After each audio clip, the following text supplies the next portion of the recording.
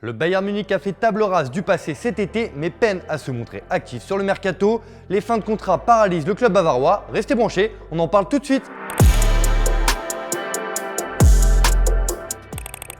Salut les amoureux du ballon rond, on se retrouve pour un nouveau JT Foot Mercato et aujourd'hui on va parler du Bayern Munich. Julian Nagelsmann est arrivé en fin de saison dernière pour insuffler un vent nouveau sur la Bavière, mais pour l'instant les champions d'Allemagne sont très discrets sur le mercato. Normal, le FC Hollywood est en pleine galère avec ses fins de contrat et le mois d'août pourrait être pas mal agité au final.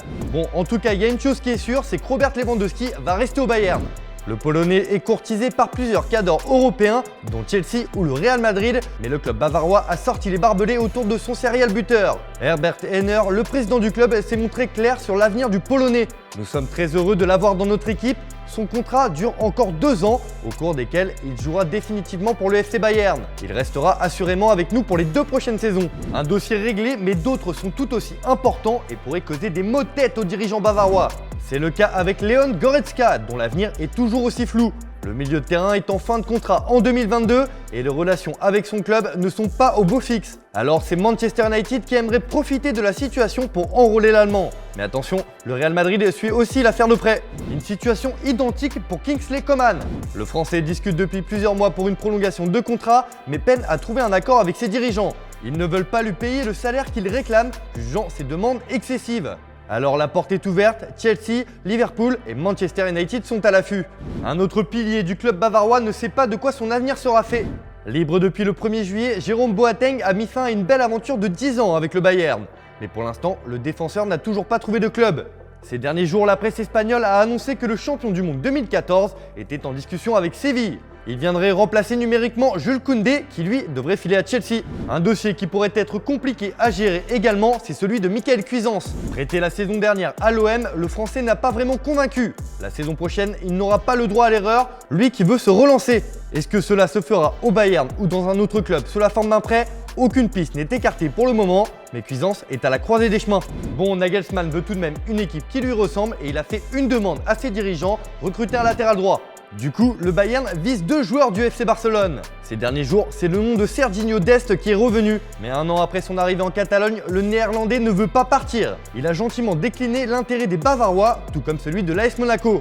L'autre Blaugrana, c'est Sergi Roberto. Un prêt avec option d'achat est à l'étude et les 2 clubs discutent en ce sens. Bon, vous le voyez, le mercato du Bayern est loin d'être ronflant. Il ne devrait pas y avoir de gros coups cet été, seulement des joueurs de complément pour étoffer l'effectif. Mais selon vous, quelle doit être la priorité du Bayern sur ce mercato? C'est la question du jour. Comme d'habitude, on attend vos réponses dans les commentaires.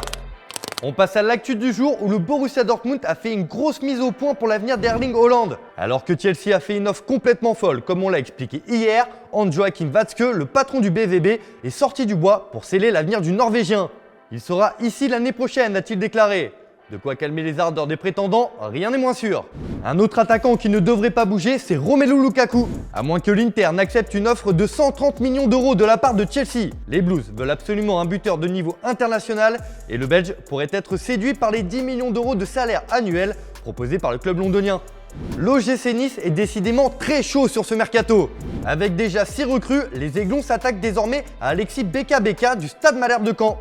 Le milieu de terrain de 20 ans sous contrat jusqu'en 2023 a participé aux Jeux Olympiques avec l'équipe de France et serait tenté par le challenge niçois. Affaire à suivre. Après 4 années passées au Bayer Leverkusen, Leon Bailey a des envies d'ailleurs. L'international jamaïcain de 23 ans sous contrat jusqu'en 2023 l'a fait savoir. Et c'est en Angleterre qu'il pourrait rebondir. Aston Villa et Everton sont intéressés par ses services. Thiago Almada n'ira pas à l'OM. Le milieu offensif argentin de Vélez se dirige vers Atlanta en MLS. Un accord de principe a été trouvé entre les 2 clubs pour le transfert de l'intégralité des droits de propriété du joueur. Il est attendu aux États-Unis après son retour de Tokyo où il a disputé les Jeux Olympiques avec son pays. Enfin, c'est officiel, Joachim Andersen quitte l'OL pour Crystal Palace. Recruté 24 millions d'euros hors bonus il y a 2 ans, le Danois quitte déjà les Gaunes.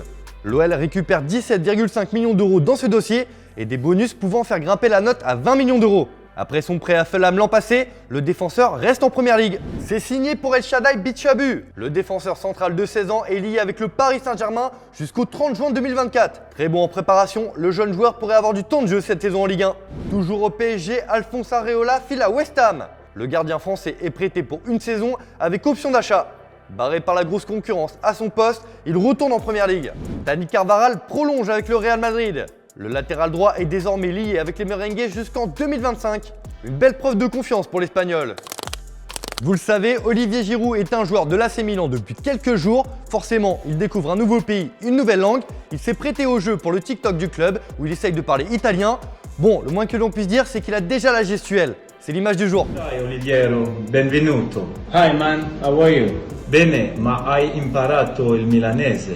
No, it's only been a week. Ti sembri a fa cos'è? I'm here to play football, bro. Ok, almeno l'italiano lo hai imparato. Voilà, c'est tout pour aujourd'hui. Merci de votre fidélité. On se retrouve dès demain pour un nouveau JT Foot Mercato.